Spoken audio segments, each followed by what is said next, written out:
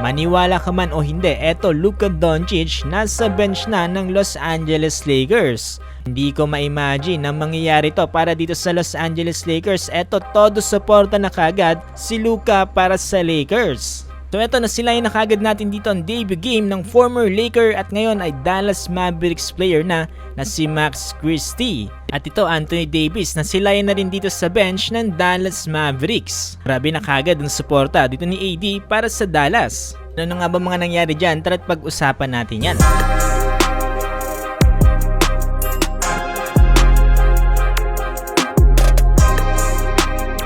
Ang bilis na talaga ng transition dito nga sa nangyaring NBA trades, lalong-lalo na dito nga para kay Max Christie at talagang naramdaman na kagad siya dito para nga sa Dallas Mavericks. Ang araw lang naman kasi dito sa naging laban ng Dallas Mavericks kontra nga dito sa Philadelphia 76ers, itong si Max Christie ay nakapagtala na kagad ng 15 points, 9 rebounds at 3 assists, shooting 4 out of 4 from the 3-point line with 32 minutes of playing time.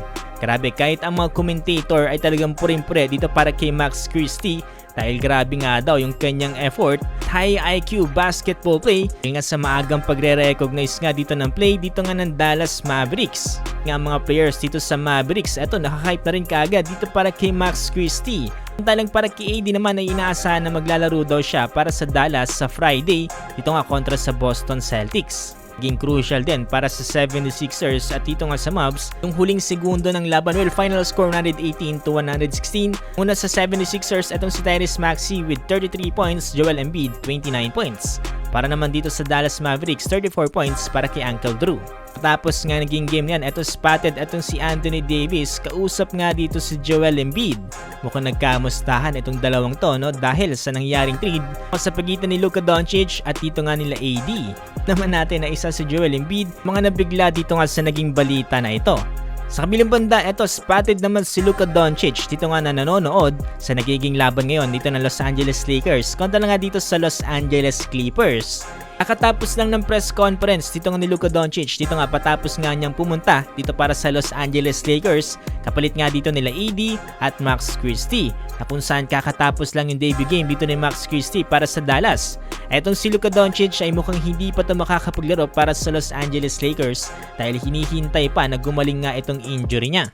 Pansin din na mukhang nag-oobserba pa lamang etong si Luka dito nga sa bench ng Los Angeles Lakers at medyo nag-cheer na rin dito nga sa mga ginagawa ng Lakers. Medyo awkward pa si Luka dito nga sa kanyang mga teammates. Sana naman natin na after na makapaglaro ito ni Luka Doncic, unti-unti niya na magiging ka-close etong mga Lakers players. Mapapansin nga natin na nasa dulo pa nakaupo etong si Luka Doncic at talagang makahalata mo na medyo nahihiya pa siya dito nga sa mga players ng LA. Ngayon pa man ay looking forward tayo dito para kay Luka Doncic dito nga sa paglalaro niya sa Los Angeles Lakers, lalong-lalo na kapag nakasama niya na nga etong si LeBron James dito nga sa loob ng court. Tsak naman na talagang napakaraming mga NBA fans ang nag-aabang dito nga na magkaroon ng duo etong si Luka at itong si LeBron James. Kahit nga ang head coach dito ng Lakers na si JJ Redick ay excited na rin dito.